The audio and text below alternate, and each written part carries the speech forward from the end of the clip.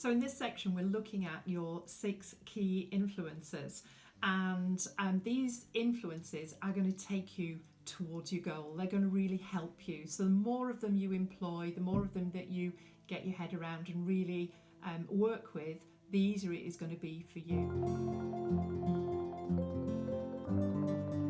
So the first of your key influences is the personal motivation and that willpower. And I think we've already established that willpower alone is only going to get you through the first hours or days. Your willpower is your intention to move. It's that I'm going to do this, it's the New Year's resolutions, but willpower alone is not going to get you there. So what you really need to look at are your personal motivations. What is it that drives you? What's going to move you forwards when it gets tough and it's not quite as easy as setting off? So what are your personal daily motivations? Make sure that you have a really good think about them and work towards them. Think about your dream day and how these things are going to help drive you towards that. The second thing is social motivation. So who do you know? Who's going to be a good influence on you? Who's a supportive peer? Again, the community is going to serve you really well here because there's lots of supportive people on the same journey doing the same thing as you. But where else can you go? Who else do you know that will support you? And one of the things I've always found is if I tell people what it is I'm going to do, they're much more supportive than if I try and do it without them on board.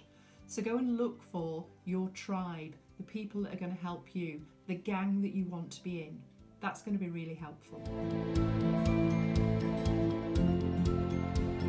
So the third section is your environmental motivation and your reward system. This is what's going to incentivize you.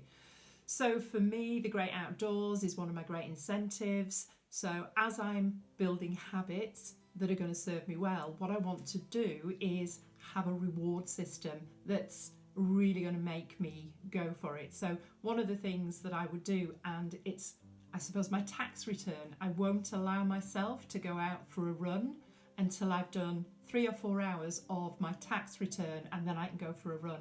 And if I complete it by the end of the week and it's done and it's nailed and it's boxed and gone, then I can go out on a mountain and really enjoy being outside. So for me, that's one of my big incentives and rewards.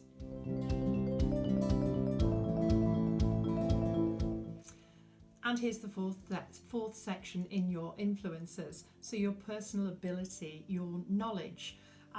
To move forwards, you've often got to have more knowledge than you have now. So identifying your knowledge gaps. When you look at your dream day and you think about where you're going, what's stopping you? What's preventing you get there? Is it a skill? Is it knowledge? Is it being around the right influences? Is it the places that you go? So filling those gaps is really important. And the great thing is that the journals that you're going to receive on a monthly basis, the community where there's a wealth of information, both in video form and in physical form for you to read, that information is there for you to delve in and out of. And the skill set of the people within that community is vast. So use the community, go in there, ask questions, somebody will be able to answer them or point you in the right direction for you to go and find that information to take you on your journey to the next place.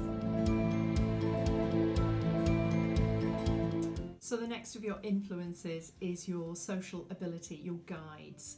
So what we mean by this is, who do you turn to when you need more knowledge, when you need guidance, when you need correction?